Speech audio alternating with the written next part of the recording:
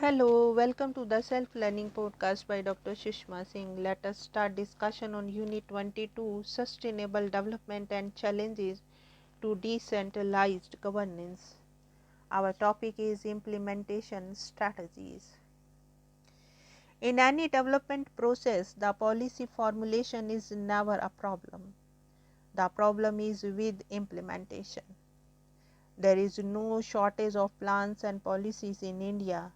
Their implementation is the real concern, and this concern is often expressed by different strata of society. Governance requires efficient machinery or institutions.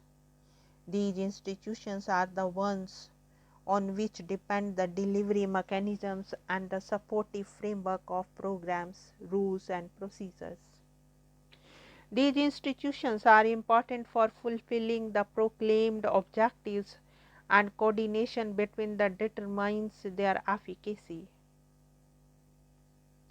As is popularly known, there are three F's: functions, functionaries, and finance. The first one is functions. The functions of the implementing institutions are varied. They span over a wider area of governance, political, economic, social, and civil. The priority is to ensure the fulfillment of basic rights to food, shelter, water, health, and sanitation. There should also be continued efforts towards decentralized form of governance rather than installing power in one implementing institution. These include an efficient means of governance at the state, district, and village level. There should be monitoring for implementation of reservation in these political bodies at local level. It should be made mandatory for women and weaker segments of the society to participate in local administration or even take up the responsibility of heading an executive body or decision making. There should also be mobilization of people towards better occupational ethics, sustainable human development, environmental protection, and civic responsibilities. The functions also include maintenance of law and order, ensure rule of law and freedom of speech, expression and rights of individuals, as well as free press and media, ensure steady improvement in social indicators, take up anti-poverty measures, simplification of tax administration and realization, distribute the local resources and benefit equally, cooperate with the non-government organizations and other philanthropic organizations in relief and rehabilitation measures, and ensure transparency and control corruption at higher levels of public offices. With the passing of the Right to Information Bill, the government has taken a major initiative towards ensuring transparency in the governance matters. The next one is functionaries. The first and foremost of the functionaries of decentralized governance is the government itself. It is responsible for its decision, actions, and implementation of policies.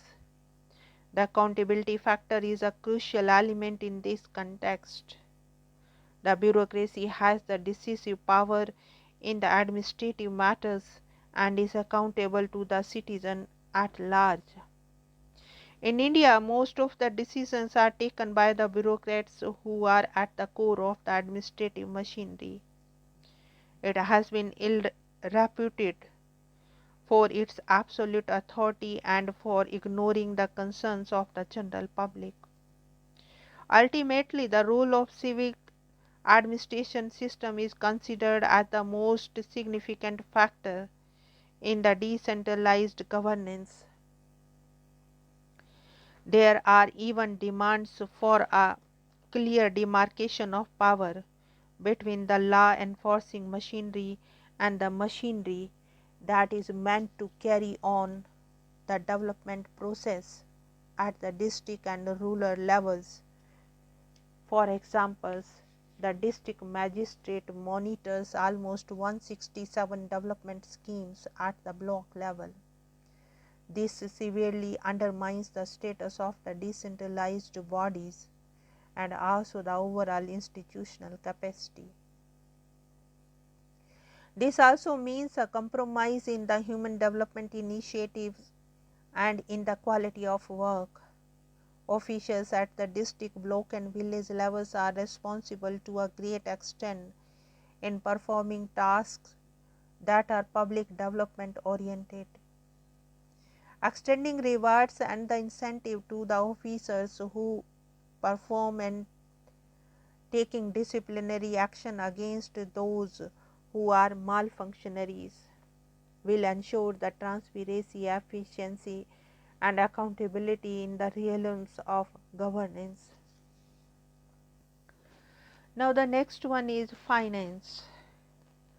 One of the most crucial aspects of governance is the allocation of substantial funds for the development projects. Adequate funds and budget should be directed towards the implementation of these programs. The management of the economy at the macro and micro level enables the institutional capacity to deliver effective governance. The available resources should be utilized in a wise manner and the local resources should complement them. It should be taken into consideration that the procedural delays and hurdles are likely to deter the inflow of funds and assistance and prevent them from reaching the beneficiaries for whom it is meant. This often is prevalent in the Indian context, where the weaker sections of the society do not get their due share. This is a poor reflection on its governance and management of resources. The public investment also constitutes the financial aspect. The development of infrastructure like roads and housing schemes would provide income to many rural people. This in turn would place fewer burdens on the environmental resources that are extracted in an injudicious manner. This also helps in tackling poverty and deprivation. The Planning and Finance Commissions play a significant role in allocating funds for the overall development of the rural areas. In spite of the substantial budget allocation, many of the funds do not reach the targeted beneficiaries because of the prevalence of corruption. Enhancing transparency, social audit and financial accountability, expediting disciplinary action against corrupt officials are some of the steps towards effectual sustainable human development governance. Now let us conclude the unit. Sustainable development is the process of improving the quality of human life while living within the carrying capacity of supporting ecosystems. It carries the premise of development that can be achieved without an undue exploitation of the natural resources. The management of resources is easier said than done. It needs massive efforts not only at the central but also at the state and district levels to meticulously work out the modality of achieving the goal of sustainable development in tandem with the national policy. It is an ongoing process in India. The governance for sustainable development should include an integrated approach of economic and environmental concerns in the development strategy, keeping in view not only the quality of life that has to be offered to its citizens, but also an equal distribution of it with social equity as its goal. Governance should also safeguard a citizen's right to develop simultaneously, holding the environmental concerns at the higher pedestal. There are numerous challenges to sustainable development in India, such as loss of biodiversity, depleting natural resources, pollution of land, water and air, as also poor health, poor literacy rate and environmental sustainability. The decentralized governance helps in promoting human and environmental concerns alike. For this, the pace of integration of the functionaries and finance machineries needs to be accelerated so as to ensure sustainable human development. Now let us wind up the session, and we have come to the end of the unit. Thank you very much for engaging yourself with the self-learning podcast.